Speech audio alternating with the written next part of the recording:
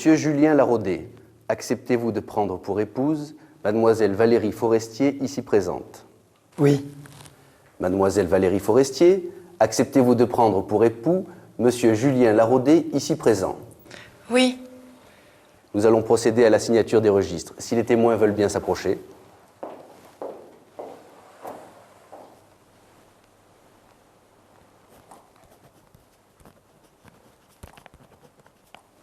Je vous déclare mari et femme.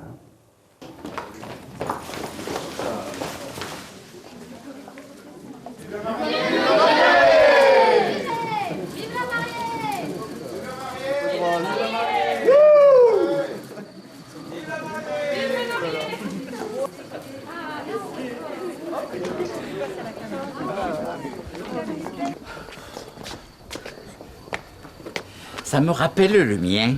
Le tien? Mon mariage. Mais tu ne t'es même pas marié à l'église. Bien sûr que je me suis marié à l'église. Et pourtant, je n'y tenais pas. Ma femme, enfin ma fiancée, n'aurait jamais accepté de ne pas se marier à l'église. Mais qu'est-ce que tu crois? Ne t'énerve pas comme ça, Joseph. Tu sais bien que c'est mauvais pour ta tension. Et pour la mienne.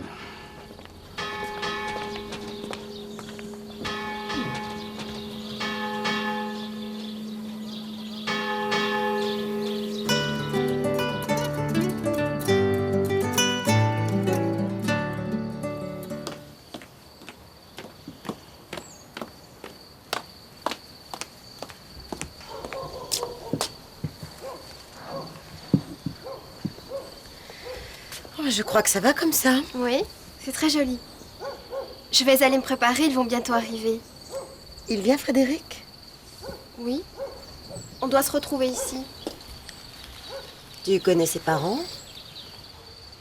Non? Pourquoi tu me demandes ça? Eh bien, je crois que son père a décidé de mettre fin à cette jalousie stupide. Ah bon? Comment tu le sais? Bien que ton père n'ait rien envoyé à Patrick Duval, il a reçu en réponse un message de réconciliation. Ton père lui a donc répondu. Tu me suis? Oui, mais ça me semble bien compliqué, toutes ces histoires de messages. Il écrit le sien en réponse sans avoir reçu le vôtre. Mais le principal, c'est qu'ils se réconcilient, non?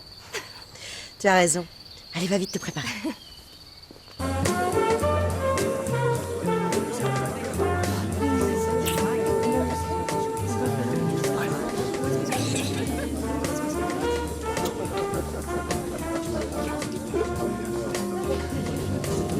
Ah oui, toujours volontiers. Merci. J'espère que Bernard va venir prendre un verre. Ah oui, mais plus tard. Si vous voulez dîner, il faut bien qu'il soit derrière les fourneaux. C'est toujours comme ça. D'un côté, il y a ceux qui travaillent, et de l'autre côté, il y a ceux qui en profitent. C'est comme les patrons. Commence pas à parler de ça, parce que malgré toute l'amitié que j'ai pour toi, je sens que je me fâcherai. Il a raison, François. Des patrons, il en faut. Au lieu de dire des bêtises, aide donc Madame Lemoine à faire le service. Certainement pas. Ce n'est pas à vous de le faire. Vous êtes des invités, ce n'est pas votre rôle. Corinne, ce n'est pas le vôtre non plus. Vous aussi, vous êtes une invitée, même si vous jouez à la maîtresse de maison.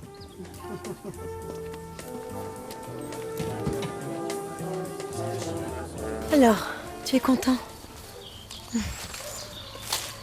C'était très réussi, mon chéri.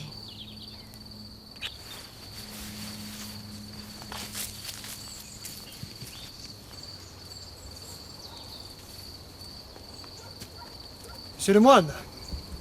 Oui. Patrick Duval. Je suis venu pour vous présenter mes excuses et faire la paix. D'accord. On va parler de tout ça autour d'un verre.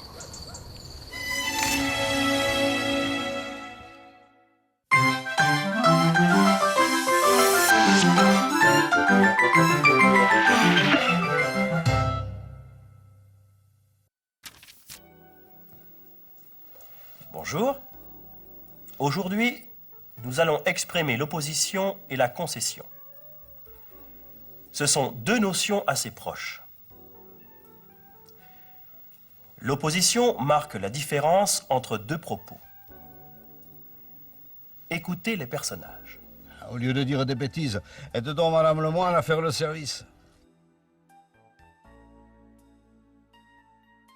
Bien sûr que je me suis marié à l'église, et pourtant je n'y tenais pas. C'est toujours comme ça. D'un côté, il y a ceux qui travaillent, et de l'autre côté, il y a ceux qui en profitent. La concession introduit seulement une objection, une restriction. Parce que malgré toute l'amitié que j'ai pour toi, je sens que je me fâcherai.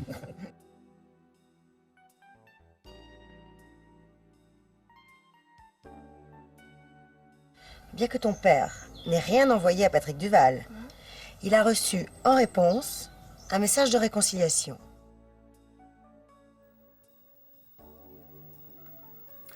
Malgré la complexité de cette leçon, je suis sûr que vous comprendrez sans problème.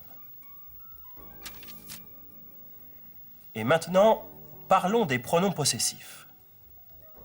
Vous vous souvenez des dialogues? Ça me rappelle le mien.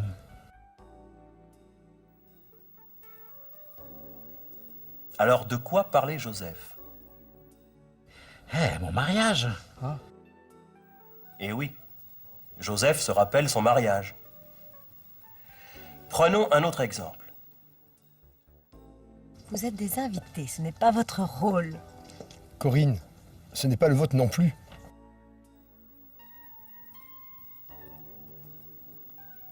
Eh oui, François parle du rôle de Corinne. À bientôt.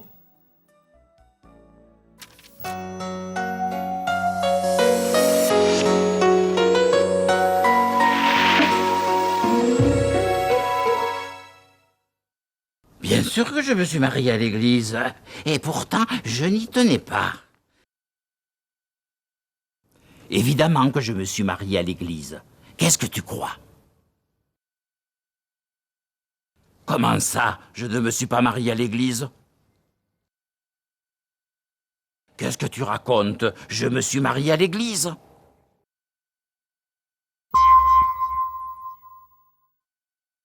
Non? Pourquoi tu me demandes ça? Où est-ce que tu veux en venir? Qu'est-ce qui te fait croire ça?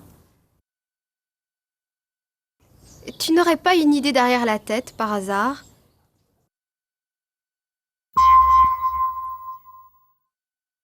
Ne commence pas à parler de ça. Ah non, je t'arrête tout de suite. Je t'en prie, ça suffit comme ça.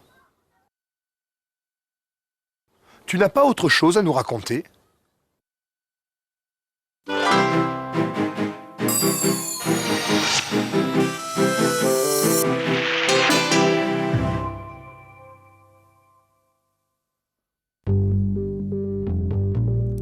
Vue de satellite, voici l'Europe la nuit. Quand l'Europe s'allume, le Nord-Pas-de-Calais brille.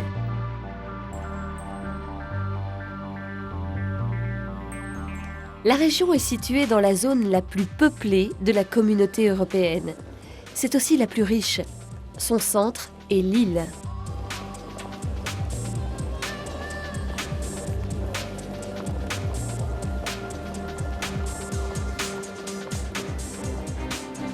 Dans un rayon de 300 km se trouvent plusieurs capitales européennes, parmi lesquelles Paris, Londres et Bruxelles.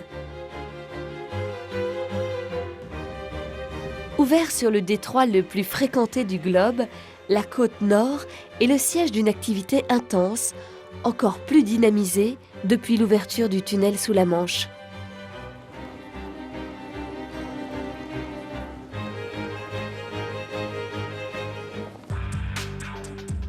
« 680 km de canaux qui forment un réseau très dense relient la région au nord-est de l'Europe.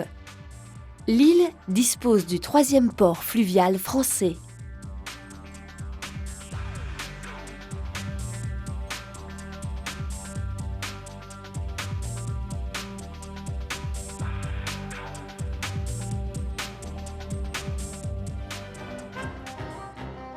Un réseau autoroutier très dense dessert la région.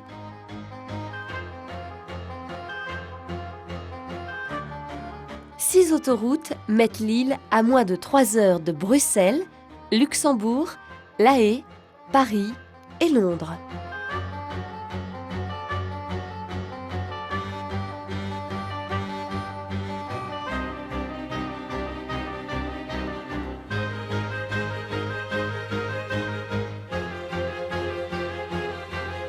De nombreuses initiatives publiques et privées contribuent au rapide développement de la région, comme ce Centre international des affaires, Euralille, qui offre 850 000 m² de bureaux.